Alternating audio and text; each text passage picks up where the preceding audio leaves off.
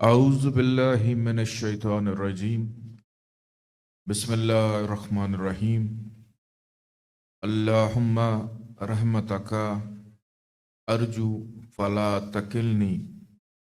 الی نفسی طرفۃ عین واصلی لشانی کلہ لا الہ الا انت۔ اے اللہ، میں تیری رحمت کا امیدوار ہوں، تو مجھے ایک لمحے کے لیے بھی میرے نفس کے سپرد نہ کر، اور میرا ہر کام درست کر دے، تیرے سوا کوئی معبود نہیں ہے۔ یہ وقت افطار کے بہت قریب، اور یہ وہ وقت ہے کہ جو قبولیت کا بھی ہے، اور ہم دن گزرنے کے بعد اگلی شب کی جانب داخل ہو رہے ہیں۔ یہ وہ وقت ہوتا ہے کہ جس وقت ملائکہ فرشتے آسمان سے اترتے ہیں، اور شب جمعہ، شب مغفرت، یہ وہ رحمت کی گھڑی شروع ہونے جا رہی ہے کہ جس کا اس وقت دروازہ کھلا ہوا ہے، اور آپ جو چاہیں اپنے پروردگار سے مانگیں، اور پروردگار کی جانب سے انکار کبھی نہیں۔ ہمارے مانگنے میں شاید کبھی کو کمی ہو سکتی ہے،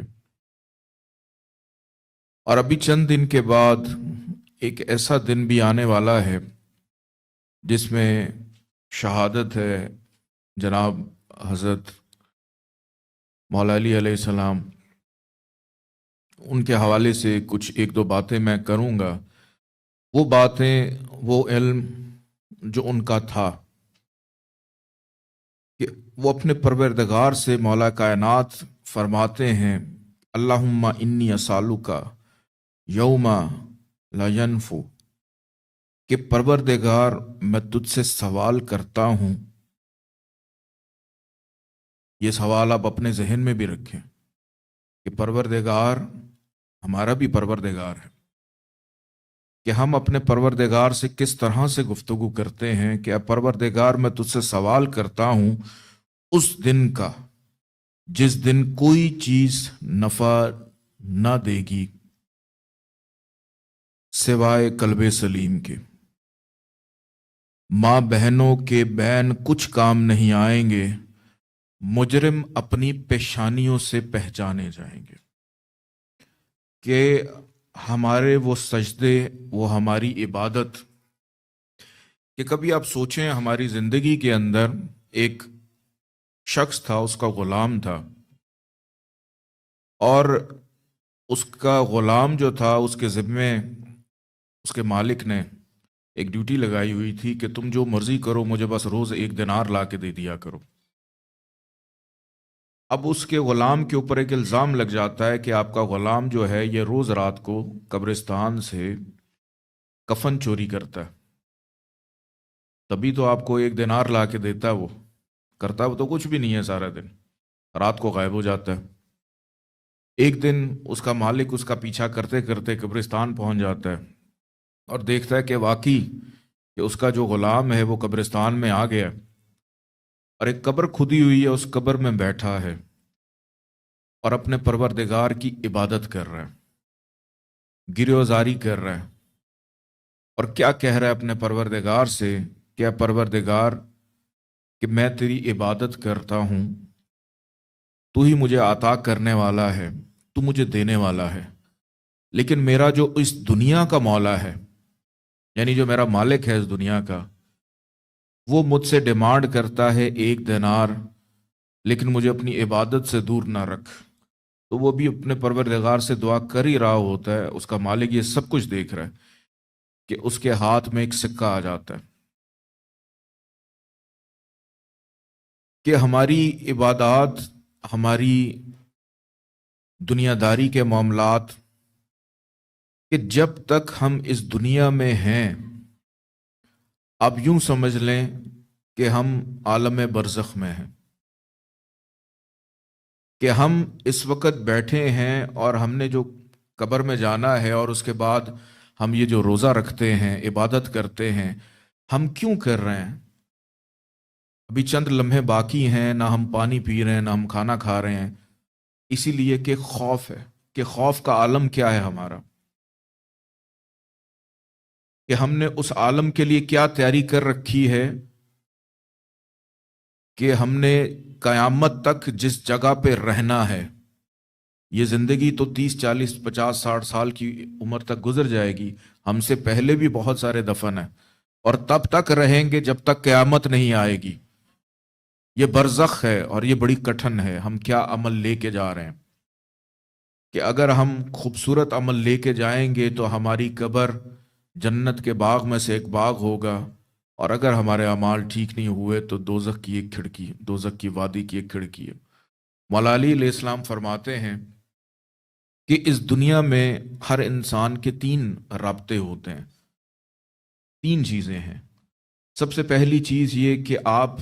جب اس دنیا سے چلے جائیں تو اس دنیا والوں سے، دنیا داری کے معاملات سے آپ کے سلسلے ختم ہو جاتے ہیں، اور ایک آپ کی اولاد، وہ تب تک آپ کے ساتھ رہتی ہے جب تک آپ کو قبر کے اندر نہیں پہنچا دیتی۔ اور تیسرے جو چیز جو آپ کے ساتھ رہنی ہے اس عالم برزخ کے بعد، اس قیامت تک، وہ ہے تمہارا عمل، کہ آپ کیا عمل لے کے جا رہے ہیں اس دنیا سے اور کیا کر رہے ہیں۔ کبھی آپ یہ سوچیں کہ میرا گھر ہے یا آپ کا بھی گھر ہے، اس گھر کے لیے ہم اکثر سوچتے ہیں کہ یہاں پہ ہم خوبصورت سی لائٹیں لگائیں، ہمارا گھر روشن ہو، ہمارا موبائل اچھا ہو، اس کی برائٹنس اچھی ہو، اس کا کیمرہ اچھا ہو، اس کی ٹارچ اچھی ہو۔ کبھی اس جگہ کی بھی تیاری کی ہے کہ وہ کتنی روشن ہے، وہ جگہ کتنی روشن ہوگی، کہ اگر آپ چاہتے ہیں کہ آپ کی قبر اور آپ جہنم کی آگ سے محفوظ رہیں، تو سب سے بہترین حسن عمل یہ ہے کہ آپ کسی یتیم کی کفالت کریں۔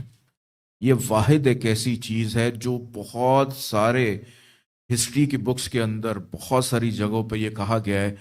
کہ ایک واحد ایسی چیز جو سب سے افضل ہے، کہ کسی یتیم کی کفالت کرنا آپ کو دوزخ کی آگ کی گرمی اور سختی سے دور رکھ سکتا ہے۔ اور یہ سنت جناب ابو طالب ہے کہ انہوں نے ایک یتیم کی کفالت کی تھی، ان کو پرورش کیا، بڑا کیا۔ اور ہم سب عاشق رسول ہیں، ہم سب عاشق اہل بیت ہیں، کہ جب تک ہم ان چیزوں کا وہ درد محسوس نہیں کریں گے، ہم اے سی میں، پنکھوں میں بیٹھتے ہیں، ہمیں کیا پتا کہ ایک مسکین کا درد کیا ہوتا ہے یا اس کی تکلیف کیا ہو سکتا ہے۔ میں بہت ساری باتیں کروں، میں بھی اس پہ عمل نہ کر سکوں، لیکن کچھ تو لے کر اٹھیں، کچھ تو کر سکیں۔ میں آج پرسکون ہوں کہ میں نے پچھلے ہفتے میں ایک کام ایسا کیا ہے، میں نے اپنے آپ سے وعدہ کیا تھا کہ میں نے اس ایک ہفتے میں کام ایسا کرنا ہے جو کم از کم میرے نفس کو سکون دے، میری روح کو سکون دے، اور میں نے وہ ایک کام کر لیا، جس وجہ سے میں آج بڑا پرسکون ہوں۔ اب اگلے ہفتے کا میرا ٹارگٹ کیا ہے؟ آپ لوگ بھی میرے ساتھ اپنا وہ ٹارگٹ ڈیفائن کریں کہ ایک ہفتے میں نے کیا کرنا ہے۔ کہ بدھا تھا نا، بدھزم کا بڑا نام ہے کہ لوگ آج کل میڈیٹیشن ہے، ہیلنگ ہے، اس کے لیے یہ واستو ہے، بڑی ریسرچ کرتے ہیں بدھزم کے اوپر کہ وہاں پہ اسپرچولیزم ہیلنگ ہو جاتی ہے، بہت ساری یہ بدھا کون تھا؟ بدھا بیسیکلی یہ ایک بادشاہ کا بیٹا تھا جس کو کبھی محل سے باہر نکالا ہی نہیں، اور ایک دن جب وہ محل سے باہر آیا، اس نے دیکھا ایک جنازہ جا رہا ہے، تو اس نے پوچھا کہ یہ کیا ہے، یہ میت یہ کیا ہے؟ تو انہوں نے کہا یہ ایک میت ہے، یہ اس دنیا سے چلا گیا ہے۔ تو اس کو وہاں پہ احساس ہوا کہ یہ انسان کی حقیقت ہے، اس کو تو پتہ ہی نہیں تھا، اس کے والد نے کبھی یہ چیزیں اس پہ ظاہر ہی نہیں ہونے دی۔ پھر ایک بستی میں گیا، وہاں پہ دیکھا کہ وہاں پہ لوگ غریب ہیں، تکلیف میں ہیں، بھوک میں ہیں، تو اس نے کہا یہ کیا ہے؟ انہوں نے کہا کہ یہ غربت ہے۔ تو اس نے کہا کہ جب تک انسان موت کو، بھوک کو، اس دنیا کی بیماری کو جب تک سمجھے گا نہیں، اس درد کو نہیں سمجھے گا، وہ کمال تک نہیں پہنچ سکتا۔ تو وہ ایک درخت کے نیچے بیٹھ گیا، وہ چلا گیا ایک درخت کے نیچے بیٹھ گیا۔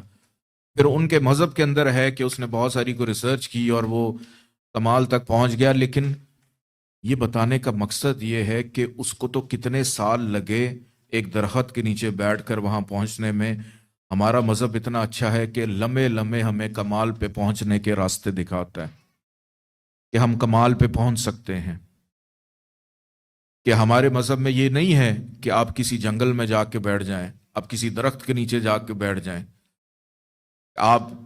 2 ہفتے سجدے میں رہیں۔ ہمارے مذہب میں ہے کہ آپ معاشرے میں رہیں، لوگوں کی مدد کریں، لوگوں کا سہارا بنیں، ان کا بازو پکڑیں، ان کے درد کو سمجھیں۔ کہ اگر تنہائی سے کمال پہ پہنچنا ہوتا تو سرکار دو عالم حضرت محمد مصطفیٰ صلی اللہ علیہ وسلم غار حرا سے کبھی نیچے آتے ہی نہیں، وہ رہتے ہی غار حرا میں۔ تو ہمارے مذہب کی یہ بڑی فضیلت ہے ہمارے اوپر کہ جہاں پر ہم اللہ کو راضی کرتے ہیں، وہاں پہ اگر ہم اللہ کے بندوں کو راضی رکھیں تو ہمارا رب ہم سے ویسے ہی راضی ہو جاتا ہے۔ تو مولا علی علیہ السلام یہ فرماتے ہیں کہ کچھ لوگوں نے اللہ کی عبادت بطور شکر کی، اللہ کی عبادت بطور شکر کی۔ مولا علی علیہ السلام کا فرمان ایک آپ کو بتاؤں، اتنا خوبصورت ان کا فرمان ہے۔ مولا علی علیہ السلام فرماتے ہیں کہ پروردگار، میں تیری عبادت اسی لیے نہیں کرتا کہ کوئی مجبوری ہے، کوئی زبردستی ہے۔ میں رسول خدا نے کہا تو میں تیری عبادت کر رہا ہوں، کہ میں تیری عبادت اسی لیے کرتا ہوں کیونکہ تو لائق عبادت ہے، اسی لیے میں تیری عبادت کرتا ہوں۔ اور مولا علی علیہ السلام یہ فرماتے ہیں کہ کچھ لوگوں نے اپنے پروردگار کی عبادت بطور شکر کی، کیوں؟ کیونکہ یہی آزاد لوگوں کی عبادت ہے، کہ جو لوگ آزاد ہوتے ہیں وہ اپنے رب کی عبادت لالچ کے لیے نہیں کرتے، شکر کے لیے کرتے ہیں۔